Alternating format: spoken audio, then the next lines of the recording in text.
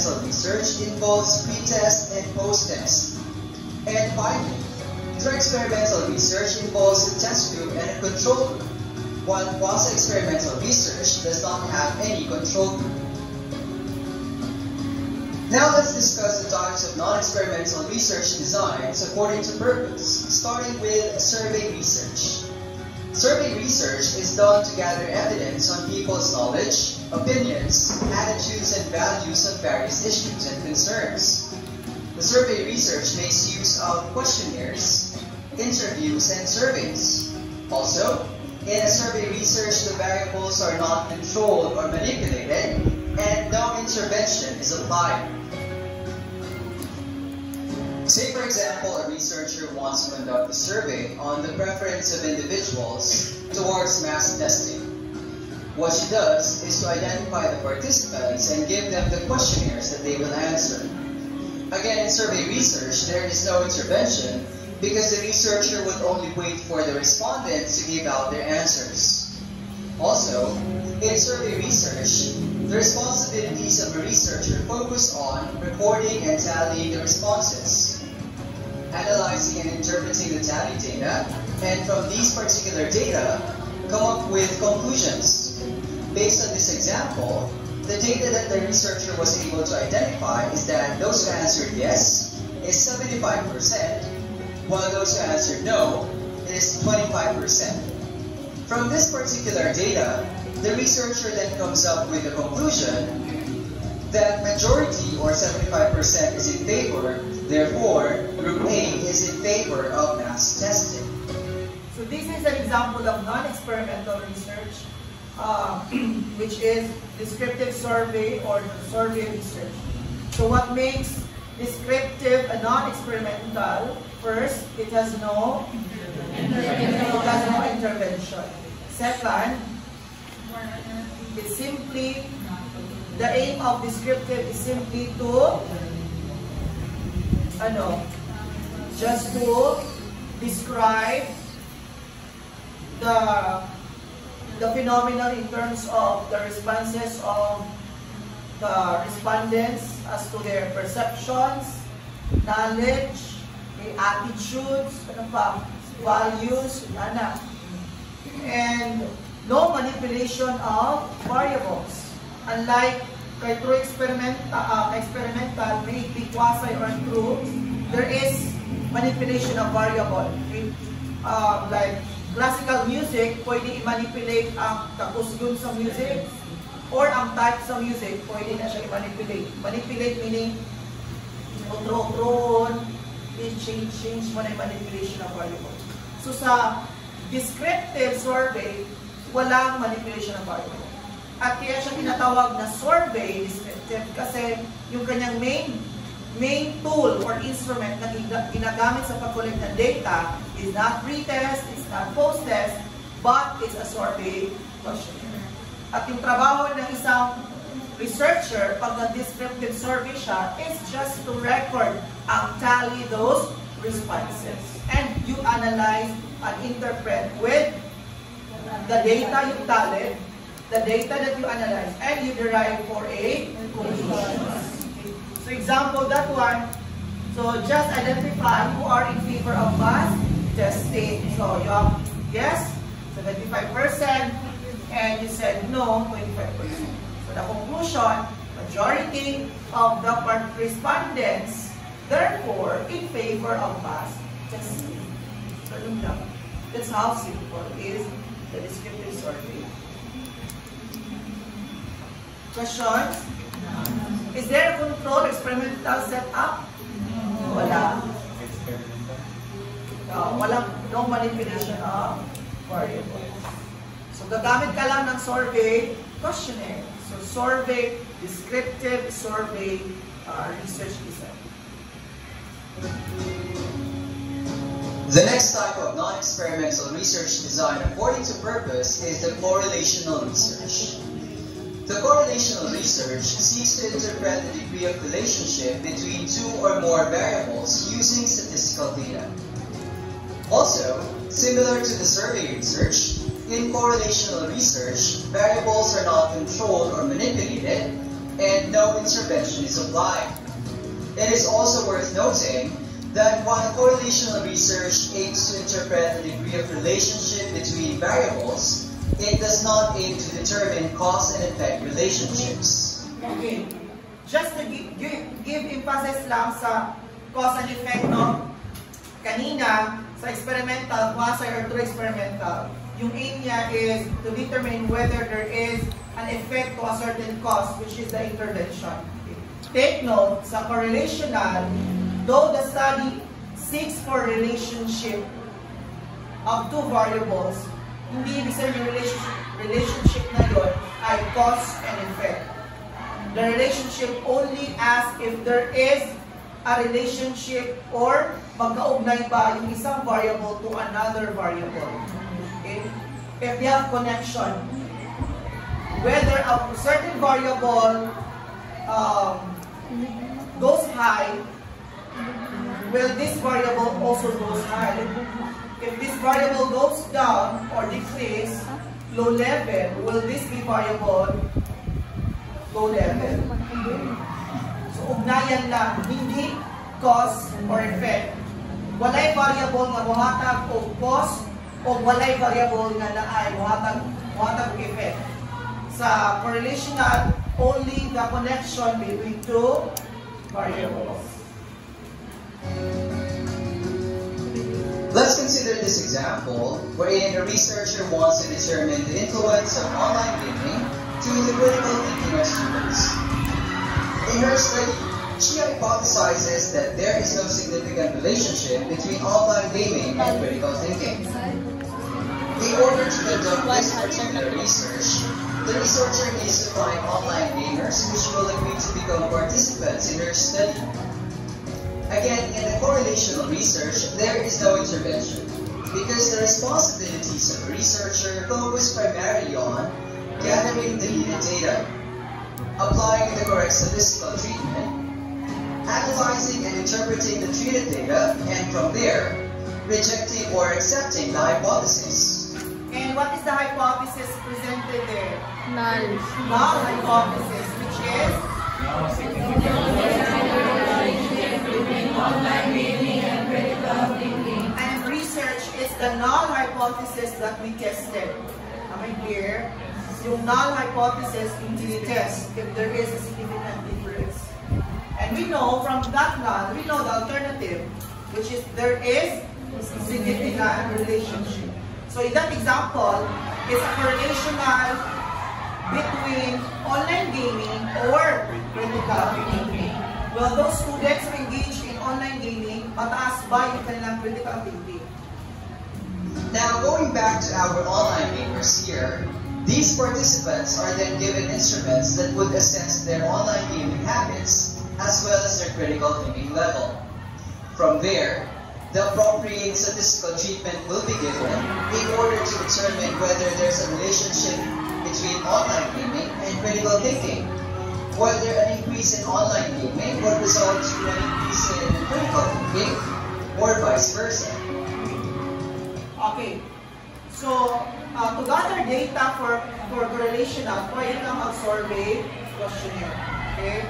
You can do survey questionnaire. In your practical research too, maganda kayo study for correlational. Waray. Okay. So, for correlational, not all variables can be correlated. Okay? Hindi lahat ng variables pwedeng correlated. Pwedeng attitudes to performance of the students. Pwedeng, ano ba yung correlation like? Level of relationship between mathematics anxiety to students' performance in mathematics. So, kung tumaas ba yung anxiety ni students sa math, takot ba sila sa math? Does it have relationship sa grades sila ngayon?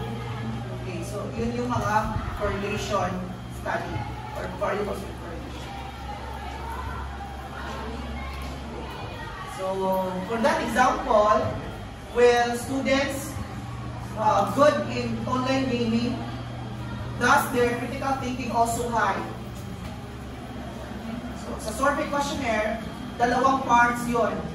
One is for online habits, and one could be critical thinking. Still, this is quantitative, still numerical data. At this point, we now focus on discussing the different types of non-experimental research designs according to time.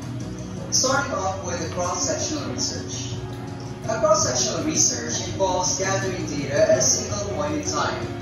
It focuses on the same set of variables, after which comparisons are made across variables of interest. Let's take this for example. A researcher wants to identify the spending trends between men and women in their 30s. From this particular research, the findings conclude that women tend to spend more money than men. In the cross-sectional research, the researcher then takes this particular data and compares it with other variables.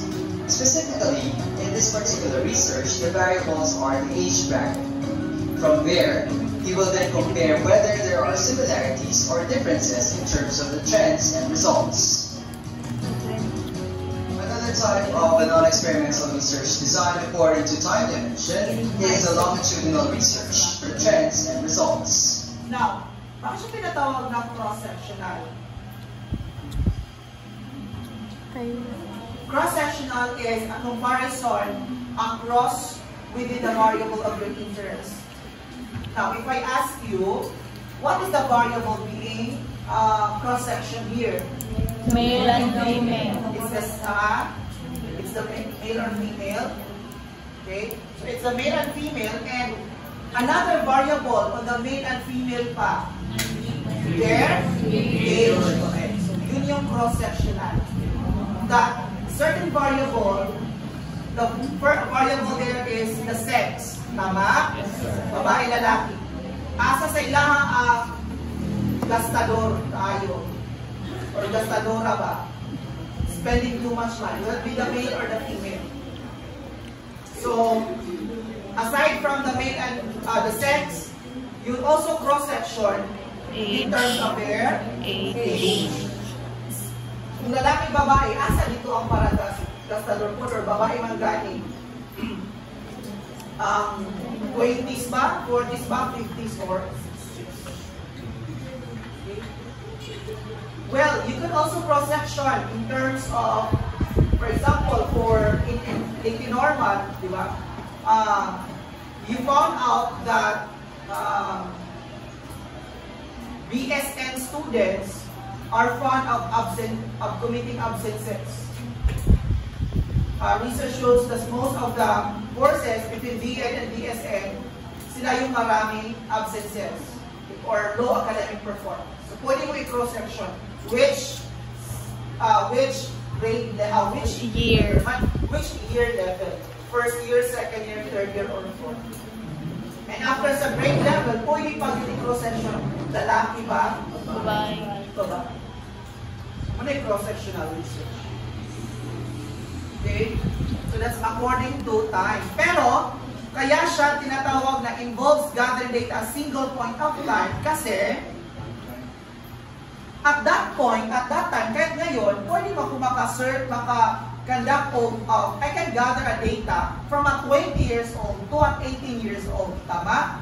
Di ba ba kumuha sunod to para na magkaedad of 18? Klaro? Yes. So that's what we call single point of time. Even today, I can gather the data to a 20 years old, 18 years old, to 19 years old because age are already available. So, muna yung single point of time. Kaya yung study sa article number 2, it's a cross-section because the stress is cross-section from public to private for male or female teachers and for demographic profile of youth. Meron bang differences yung stress nila in terms of male, female, in terms of their age, in terms of whether they're from public or private school? And the result shows that there is no significant difference, which means to say that all aspects in terms of the demographic profile does not vary in terms of their stress that they experience as a teacher. Kahit nasa public ka or nasa private school ka, same kayo na sa stress. babae ka or lalaki, say na si stress na. Clear? At a single point,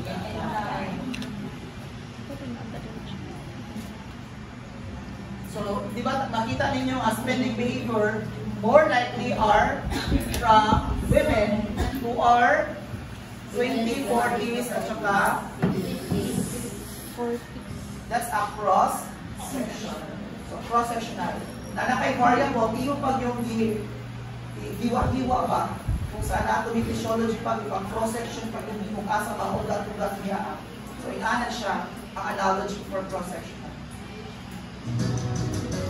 Another type of a non-experimental research designed according to time dimension is the longitudinal research. In a longitudinal research, the data is collected at multiple points in time. A researcher collects data from the present and again in the future for the purpose of comparing data sets. Let's take this for example. A study on the effect of the use of antiretroviral medicines as maintenance drug for HIV-positive patients. The participants for this particular study are individuals who tested positive for HIV. At the start of the longitudinal research, their HIV viral load is taken and reported before they are given the medicines, after which their viral load is monitored on a specific schedule in order to determine how the medicines are working. Based on this particular example, you could say that it takes quite a long time before this particular study is finished. Hence, we have the term longitudinal. Okay, so from the word longitudinal, it means long process of gathering the data. So data is collected at multiple points of time. For example, the effect of the use of antiretroviral medicines as maintenance drug for HIV-positive patients. Okay? So, retroviral medicine, di ba, mawala ang inhibit ba sa pag-multiply sa HIV virus. So, the study wants to know when is the time na stop na pag-replicate ang viruses. So, in first month, tinitest. Second month, fourth month, tinitest. 10 months, 16, 20, 20. Until such time na mo, zero. So, kaya siyang longitudinal. For example, that's for medicine, the field of medicine. So in the field of education, for example, yung study is about feeding of your students ng mga malnutrition. So yung feeding kay kada Friday, Lunes, Martes, Merkules, Huwebes, Biyernes, ang 1 week yung pagpang-feeding. So timbang mo tanan yung mga estudyante. Sige, Lunes, pakaon, Martes, Biyernes, timbangon. So, nakakay, mga, di ba, naman ay, sa tawag, BMI, no? Body Mass Index, kung kano sa ma-achieve ang dili na malnourished, na ay specific na timbang. So, muna yung buhato ni mo, feeding ka, then timbang.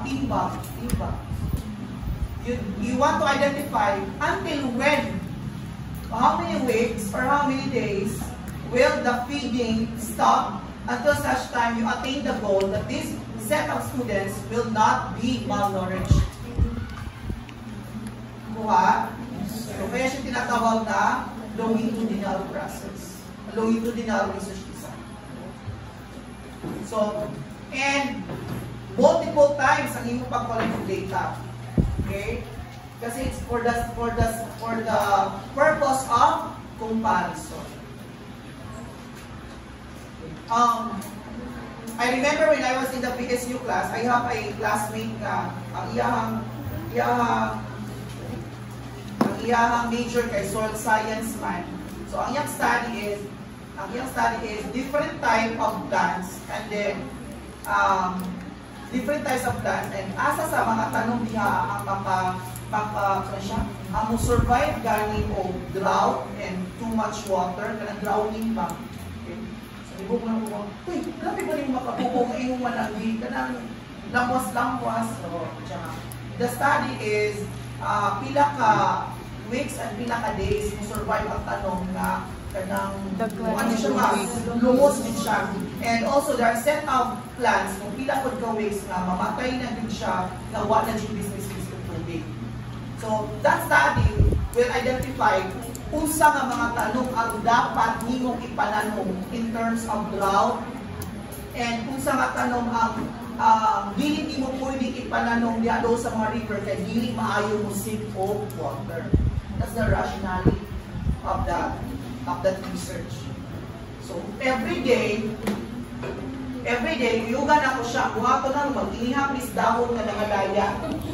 Karong adlaw sa siya ulong pa nalayo sunod adlaw ginakulong sa nadagiusaw itaw nalaya ang tanong nalaya dahon sa dahon na record sunod na po duha ng nalaya ay na po di sa set of tanong nga wa kay bis o kasi kumpleto pa yang needs pa sunod.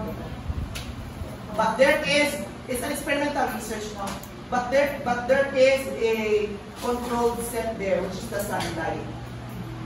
Kaya na siya, greenhouse na siya. Kasi dapat, ang intervening factor lang is the water. Walay laing maka-affect dito. This food, sa mga, muna pagtanggalon sa nako ang mga weights ba. Kaya dapat dili ka to ang manimong confounding variable, which should be discussed later on. So yun. That's an example of the week nila. Depende ka po ang pag-collect of data sa imuhang study survey. Dili man siguro, kaya sa mga sir, everyday man ito sa soil sir. Yes. So wala siya specific na one sir? Yeah, wala. Well, depende kung sa imong study is, kung sa in terms of education, anong pag-feedback, pwede na everyday or per week. Questions? Just for the week. So, hindi man siya kuha tayo for applicable for education. Well, depende lang. For example, pwede ka may magpa-educational games. Until such time, ano mo pa ma-expose sa game na ma-increase ang score ng students. Okay, any questions? Now, at this point, we are now going to discuss the similarities and differences between the cross-sectional research and the longitudinal research. In terms of similarities, both are observational in nature. Both the cross-sectional and longitudinal research compare data. However, in the cross-sectional research, it compares the same set of variables with other variables of interest. While in longitudinal research, it compares the same variable and same subjects. To continue, both cross-sectional and longitudinal research have no intervention and no variable manipulation. In terms of the differences, in cross-sectional research, the data is collected at a single period in time, while in longitudinal research, the data is collected at multiple times. And also, in cross-sectional research, it takes a relatively short amount of time to finish, whereas in longitudinal research, it may take a long time before completion. And lastly, we now proceed with discussing the similarities and differences between experimental research designs and non-experimental research designs. In terms of similarities, both experimental and non-experimental research designs involve numeric data and statistics.